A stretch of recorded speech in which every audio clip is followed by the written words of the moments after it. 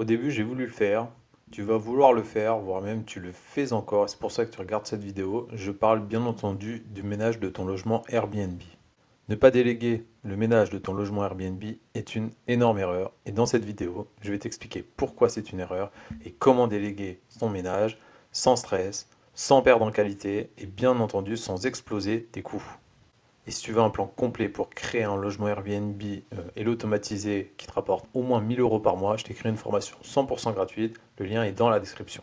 En location courte durée, le ménage n'est pas une charge et c'est un levier de rentabilité. Je t'explique pourquoi. Premièrement, si tu fais ton ménage toi-même, tu risques de t'exposer à des mauvais ménages. Je m'explique. Si tu fais déjà ton métier, moi par exemple, je suis kiné libéral, si je dois faire le ménage de mes logements, il se peut que j'ai très peu de temps pour le faire, donc je risque de faire une mauvaise prestation. De plus, ce n'est pas mon métier, donc je vais faire ça moins bien que quelqu'un de qualifié qui est expert dans ce domaine. Un mauvais ménage, pour rappel, ça va t'amener des mauvais avis, une perte de visibilité, forcément des chutes des réservations, donc c'est très mauvais pour ta rentabilité sur le long terme.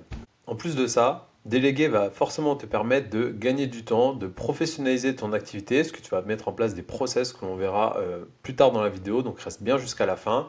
Tu vas pouvoir accepter plus de réservations. Oui, en effet, si toi tu es bloqué avec ton métier, je reprends l'exemple de moi qui n'est libéral, une réservation en toute dernière minute, si le ménage n'a pas été fait, je ne pourrais pas l'accepter, alors que là, en fait, potentiellement, ton personnel de ménage, c'est son métier, il est habitué à avoir des prestations en urgence à faire, et du coup, ça peut te faire gagner quelques réservations à l'année.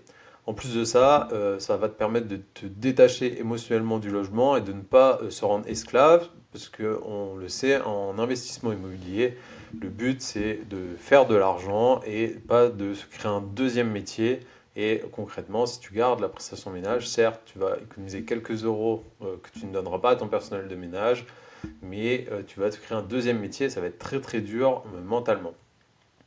En plus de ça, il faut relativiser les coûts, c'est-à-dire qu'une prestation de ménage, par exemple pour un studio, ça va toujours coûter quelques dizaines d'euros. On y reviendra aussi également à la fin de cette vidéo, donc reste bien jusqu'à la fin. Mais cette prestation de ménage à l'année, enfin, et même au mois ou à la semaine, peu importe, en fait, ça te coûtera beaucoup moins cher. Imagine si par exemple tu avais deux logements Airbnb, en fait, plutôt que un, parce que toi, deux, tu ne pourrais pas les gérer toi-même, mais tu peux en avoir deux, trois, quatre, cinq, six, même plus si tu veux, avec un bon personnel de ménage. Et du coup, en fait, comment dire, eh ben, 1000 euros chaque logement vont te rapporter beaucoup plus d'argent que si tu n'en gardes qu'un parce que tu es limité en termes de prestations de ménage. Je ne sais pas si j'ai été clair, mais tout ça pour dire que, en tout cas, l'activité n'est pas scalable si tu la gardes toi-même, à moins vraiment que ce soit ton activité personnelle.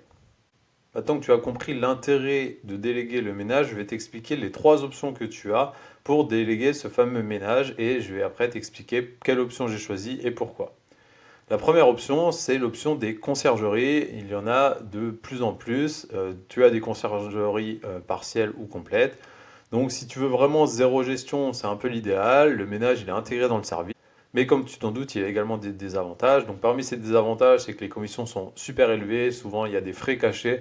Moi, je trouve qu'ils se gavent pour la plupart. Et c'est pour ça d'ailleurs qu'il y a beaucoup d'investisseurs en logement atypique ou en location courte durée au sens général du terme, qui créent leur propre conciergerie justement pour limiter ces coûts. En plus de ça, tu as moins de contrôle sur l'expérience client. Il y a beaucoup de conciergeries qui t'obligent à prendre les prestations complètes, c'est-à-dire c'est eux qui vont faire comment dire, ta fiche sur Airbnb, etc. Et en fait, bah, sans vouloir être méchant, il y en a qui sont beaucoup moins bons que bah, par exemple moi ou d'autres personnes qui sont formées dans ce business. Pour moi, l'intérêt vraiment des conciergeries, c'est éventuellement si tu es très très loin géographiquement et si tu veux un modèle très très passif, mais sache qu'il faudra quand même que tu valides, par exemple, s'il y a une fuite d'eau, un devis artisan, la conciergerie, en général, ils vont quand même te demander de valider. Donc, le modèle 100% passif en immobilier n'existe pas, mais le but, c'est d'automatiser à 99%. La deuxième option que tu as, c'est d'employer une entreprise de ménage. Donc, c'est une entreprise qui va faire des prestations de ménage. Alors, il y en a des spécialisés en Airbnb, mais il y en a également qui ne sont pas du tout spécialisés et qui font, par exemple, l'entretien des ménages de ta banque, de ton comptable, de peu importe, n'importe quelle entreprise. Alors, il y a quelques avantages. L'avantage, c'est que tu as une continuité du service. C'est-à-dire que si, comment dire, la femme de ménage attitrée à ton logement est en vacances, l'entreprise va envoyer une remplaçante. Donc, ça va te permettre d'être assez libre là-dessus et de ne pas avoir peur qu'il y ait, comment dire, un moment où tu n'as pas de femme de ménage. Le remplacement, il va être automatique et donc du coup, c'est vraiment super facile. Et en plus de ça, tu vas avoir une facturation claire puisque tu vas payer à la prestation. Et donc du coup, eh ben, c'est facile. Si tu as 20 nus, tu auras 20 prestations à payer et c'est tout. L'inconvénient, c'est que, encore une fois, c'est plus cher qu'un personnel de ménage qu'on verra juste après la troisième option. Mais c'est moins cher que la conciergerie, donc ça peut être un bon compromis et c'est moins, comment dire, ça te permet de ne pas être trop impliqué émotionnellement parlant. Tu as quand même un défaut, c'est que souvent tu as du turnover assez élevé dans ces entreprises, donc du coup ça va être assez dur pour toi de garder la qualité de ta prestation et surtout comment dire, une prestation identique au fur et à mesure des mois, des années. Ça va être super important pour toi donc du coup de bien mettre en place un process avec des fiches de suivi pour justement pallier à ce turnover et de demander toujours qui intervient réellement à l'entreprise pour que tu puisses, comment dire, en fonction des avis, etc., voir s'il y a un lien entre les intervenants et la satisfaction client. Mon conseil, si tu choisis cette option, c'est de plutôt prendre une entreprise qui est spécialisée dans la location courte durée, si c'est possible, plutôt qu'une entreprise généraliste qui va avoir des bureaux, etc., et qui ne va pas forcément comprendre les contraintes de la location courte durée, notamment saisonnière et encore plus atypique, parce que nous, on fait des logements un petit peu différents. La troisième option, je pense que tu l'as compris, c'est de recruter toi-même ton personnel de ménage, donc en prenant une femme ou un homme de ménage indépendant. Donc c'est quelqu'un qui a créé une micro-entreprise et qui va se faire payer ses prestations donc pour gérer ton logement. Les gros avantages, c'est que souvent, bah, le coût il est beaucoup plus faible. Tu as une relation directe avec la personne, donc ça va être super simple pour toi de mettre en place des process et d'avoir une prestation qui est identique de jour en jour, de mois en mois et d'année en année. En plus de ça, ça permet un peu plus de flexibilité dans ta prestation. Tu t'y retrouves souvent, notamment en coût. Et par contre, donc l'inconvénient, on en a déjà parlé un petit peu avant, tu es dépendant d'une seule personne. Donc tu peux avoir un risque d'annulation de dernière minute, hein, si la personne est ultra malade, etc. Ben, voilà, ça peut être embêtant. Donc, il faut anticiper. Donc moi, mon conseil pratique, c'est de toujours avoir un plan B, voire un plan C. Donc en fait, moi, j'ai toujours une deuxième personne, voire une troisième personne qui est formée et qui peut suppléer donc ce personnel de ménage en cas de besoin. Le mieux quand tu mets en place cette formule, tu fais toujours 2 ou 3 tests avant de valider. Et le but, c'est de payer correctement et d'essayer de motiver un petit peu ton personnel.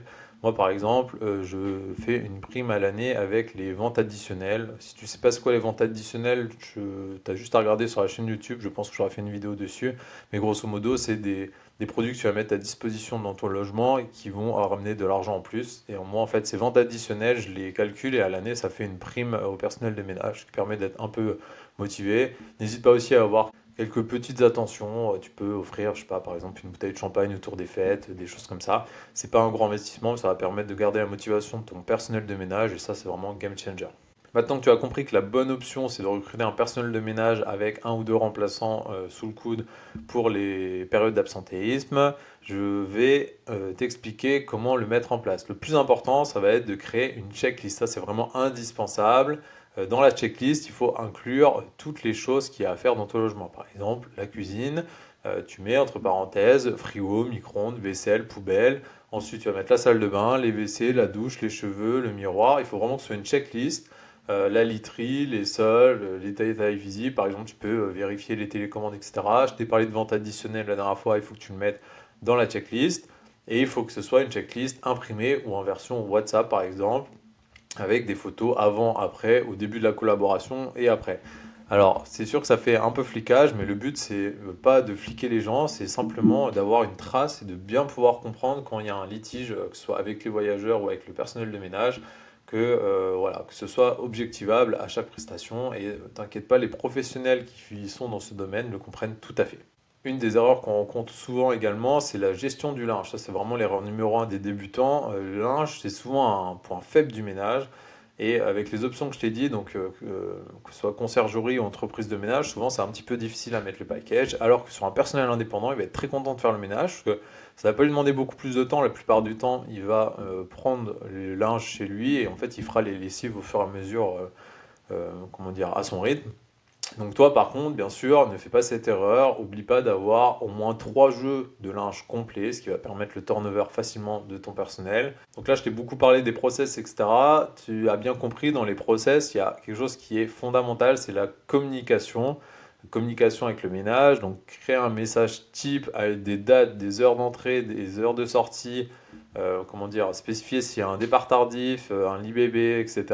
Toi, ton boulot en tant qu'investisseur, ça va être de mettre en place un écosystème, donc à base de Channel Manager. C'est un logiciel qui va te permettre d'envoyer des messages automatiques. Tu pourras transmettre comme ça bien l'heure des voyageurs, l'heure donc pour ton personnel de ménage également, heure d'entrée, heure de sortie, des spécificités, par exemple s'il y a un départ tardif, s'il y a une arrivée anticipée, etc. Il faut vraiment que ton personnel de ménage ait accès à toutes les informations. Tu peux également faire un Google Agenda partagé, ce qui va permettre d'avoir une visibilité des réservations à ton personnel. Maintenant que j'ai expliqué tous les process, combien ça coûte de déléguer cette prestation de ménage? Donc là, je te parle bien de la troisième option, hein, l'option avec un personnel indépendant.